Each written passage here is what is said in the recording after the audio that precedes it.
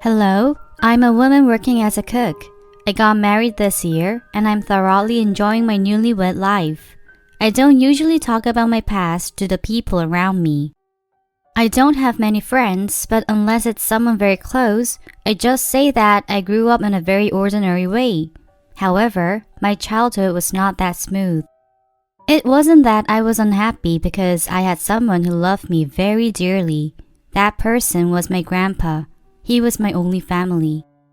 As far as I can remember, I was always with my grandpa. He protected me with his love. I didn't have my parents, so I was an orphan, you could say. My grandpa worked as a laborer at the construction site to raise me. When he got old, he picked up waste paper to sell, or he would get fruits and vegetables to load in his truck to sell them too. So, I have no baby pictures. My grandpa said that I should have my childhood saved, and after I was 6, he took me to the photography studio to have my picture taken on each birthday. It was as if to record my growth, thus I have a few photos spaced a year each. I didn't attend kindergarten, but I was able to learn the alphabet or numbers.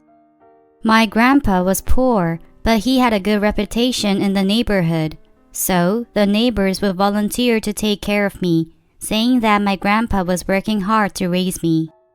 Therefore, I was able to eat hot meals and play with neighbors' older children, from whom I learned many things. When my grandpa came back from work, he would pick me up. The house where my grandpa and I lived was shabby and small, with a bathroom and kitchen and one bedroom. It was cold in the winter and hot in the summer. However, it wasn't that uncomfortable to live for the two of us. In the summer, my grandfather fixed the fan he had picked up from the junkyard and turned it on, and in the winter, he picked up used blankets and warm sheets and washed them well to cover me up. He did his best to provide for me even though he didn't have much. Everyone was in a similar situation in the neighborhood where my grandfather and I lived. Among them, we had much less, so we got a lot of help from our neighbors. My neighbors came to school for me on my first day at the elementary school, and people took turns for the open school days at my grandpa's request. When we were going on school field trips, the neighbors even made food for my picnic basket. To show his appreciation, my grandpa would fix household appliances that got broken, as he was very good with his hands. People helped each other with whatever skills they had. It was a friendly neighborhood where people got along well, but it still couldn't be helped to have gossip going around behind people's backs. Talking about my grandpa and me was a frequent topic of their gossip. They were probably curious why my grandpa was raising me in such difficult circumstances. My grandpa had never told me about my parents. As I was growing up, I had asked where my parents were, but whenever I asked, he simply said they went to heaven right after I was born. So, I assumed that was it. When I was in lower grades of elementary school, I thought my parents had some disease that was difficult to treat, like cancer. So, I thought they passed away from the disease.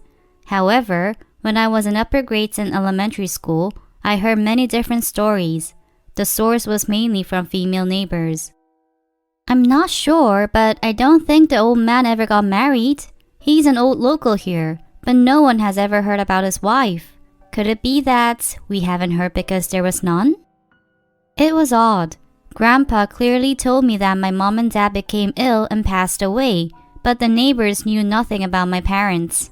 Moreover, it was confusing that they had never seen my grandma either. According to the neighbor, for me to be born, I needed to have my parents, and that meant I needed a grandma too. After listening to her, I recognized that in our house, we had no family photos of my parents, let alone a photo of my grandma. Our house only had a small album of the photos that my grandpa had me take once a year, and some that our neighbors took of my grandpa and me. As I entered middle school, I started my puberty and became rebellious, beginning to question about my identity.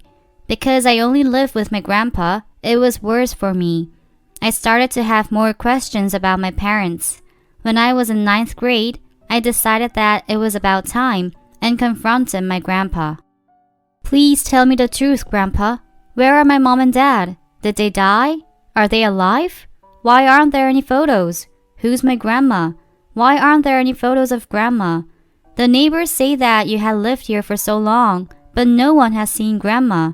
Is there something you're lying to me? I questioned him as if I was interrogating a criminal. I was so desperate. After, I became emotional and started to sob. My grandpa just comforted me. Patty, I'm very sorry. One thing that I can promise you is that you are my granddaughter. No matter what others say, you are my granddaughter, and the only one I love the most. In truth, your mom and dad couldn't raise you, so your parents left you in front of my place and left. If they are alive, they will come back for you.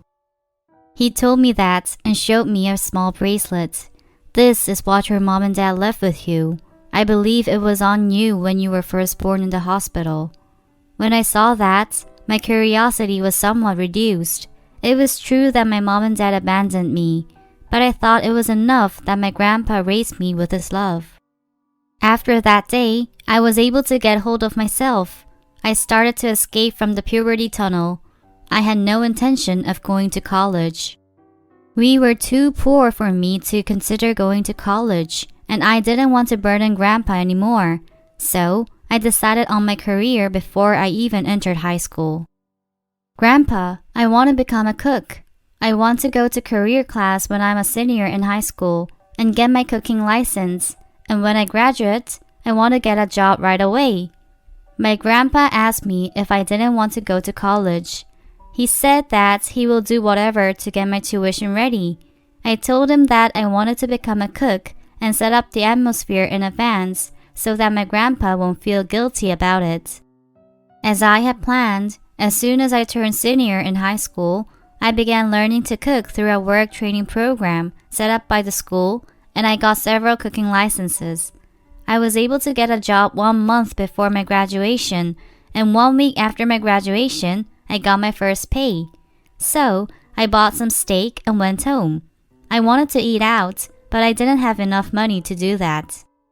I decided to be satisfied with eating steak at home.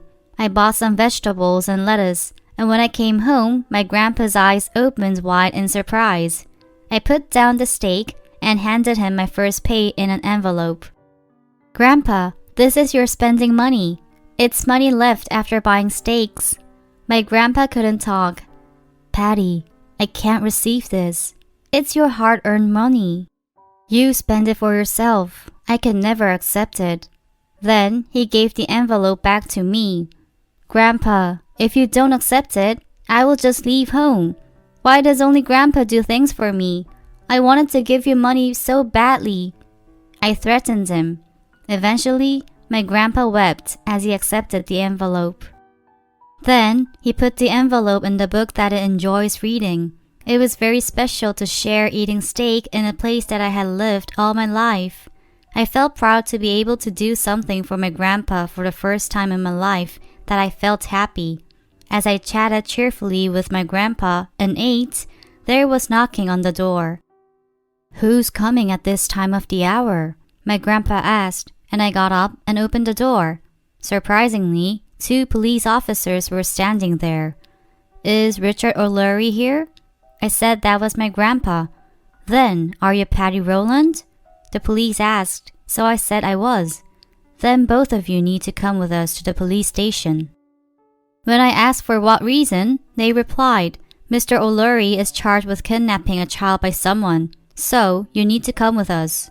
I was shocked. Child kidnapping? I didn't know why my grandpa was charged with such a terrible crime. I said that my grandpa was not that kind of person, but the police only repeated that we go with them. Eventually, that night, my grandpa and I got into the police car together. When we arrived, we waited at a designated place. However, strangely, my grandpa appeared very calm. After some time, the policeman returned. Then, some other people accompanied them. There was a woman in her 50s and a couple who came in holding their hands. The woman shouted as she came toward my grandpa and me. That's right. That's the old man. He was the one who was the cleaner. He kidnapped the president's daughter. What are you saying? Who did my grandpa kidnap?" I shouted at the woman. When the policeman started to make the woman and me stay calm, then, of the couple who was standing behind that shouting woman, the lady approached me. "By any chance, are you Patty?" As she asked, she had tears in her eyes. At that, I was confused, and awkwardly, I nodded. Then suddenly, she hugged me and started to sob loud. "Patty, it's Mom, your mother." That was the word that I thought I would never hear. I was shocked and bewildered. However, my grandpa's attitude made me even more bewildered. He got up calmly and said, "You finally have come back only now. Are you okay now?" Then the woman in her 50s shouted as if it was ridiculous. "You had kidnapped a child from our orphanage. What nonsense are you saying?" That woman shouted, saying that my grandpa needed to be punished for kidnapping, and I shouted that my grandpa was not guilty. The couple stood there, looking confused. The woman in her 50s said that the couple came to her orphanage. They said that they left the baby in front of the institution and came back to take their child. They had left a letter that they will come back to get the child and left all the paperwork from the hospital about the child. I was about 3 or 4. However, we had no record of the child or any adoption papers. Then I remembered just one incident. A long time ago, a child got missing, and there was a big upheaval. They reported to the police and registered with the missing child report, but they failed to find her. At that moment, I remembered that an old man who worked at the orphanage suddenly quit. He used to keep staying close to the kids, so I thought about firing him anyway, but he got the whiff of it and quit. So, was it to kidnap a child from the orphanage? Leaving behind the shouting woman, I was tested for the DNA. As Grandpa calmly observed the couple, he asked the police, "Are they really Patty's parents?" The police said that we had to wait for the DNA results. Then, Grandpa said, "Officer, if you require that I stay in jail, I will. But please listen to my story." My grandpa held the officer's hand and started to talk. The police also confirmed that my grandpa had a right to defend himself. My grandpa said that he would talk when the DNA verifies that they are my parents. The police hesitated, then asked the couple for their opinion. They said that if that was the only way for the old man to tell a story, they would wait. While waiting for the DNA test to come out, my grandpa stayed at home on his recognizance order. I stayed with my grandpa, going back and forth to my work. 2 days later, the DNA test results came out. It showed that they were my parents by 99.99%. So, I got to meet my parents after 20 years. When I heard the DNA results, I felt strange. Without realizing, the tears flowed down my face, and my parents held me and sobbed loud. Then, the woman who was the orphanage director glared and shouted at my grandpa as if she was ready to kill him. "Now, you need to arrest that old man for kidnapping. Did you have in mind to put me out of business?" She was acting all excited angrily, and Grandpa started his story as promised. Grandpa took out a lot of papers from home and started to show one by one to the police. "It is true that I have worked as a cleaner at the orphanage. It is not too far from where I am currently living. One day, I went to work early in the morning and found a young child sleeping in front of the orphanage, all curled up. I assumed that it was a child abandoned by her parents. I was worried that she would be cold and started to take her into the orphanage, but she woke up and blinked her black eyes, calling me Grandpa. The child handed over the bag she had on her. In the bag was a doll with this paperwork and a letter that stated that they would return to get their daughter. I took the child into the orphanage, and that's how she began living there. While doing my cleaning work, I saw the child often. However, mostly her expression was dark. I wonder why, but I learned why after about a month. That woman was abusing that child especially. There was a reason for that. At that time, the orphanage did not have a very good financial standing due to too many kids, and another kid came in. So, she took out her anger on her. The small child was forced to wash clothes outside and do the dishes. Her hands were red, all frozen, bleeding. So, I went to see the director several times in her office and asked her to stop treating her that way. Then she just fired me. As I was leaving, I felt so bad for the child who looked so unhappy. So that's the reason I did that. My grandpa had said that even then, I had my bag on me with those papers in it. The director didn't even bother to read the documents in the bag and was negligent for not registering and being abusive. That was his reason for taking me. From then on, he started to raise me as his granddaughter. He knew it was wrong, but it was an inevitable situation. After he finished talking, the police were in a dilemma. So was I. Only that woman looked so triumphant, saying, "What's that crazy old man blabbering about? Are you making up a show to destroy me? I will sue you for slandering my reputation." She continued with her ranting. The police asked if he had any evidence to support his claim. Then, my grandpa stood up confidently. He said that a woman who worked at the time called Mrs. Cumberland was the witness. The police immediately went to meet with Mrs. Cumberland, and while we waited, I couldn't say anything.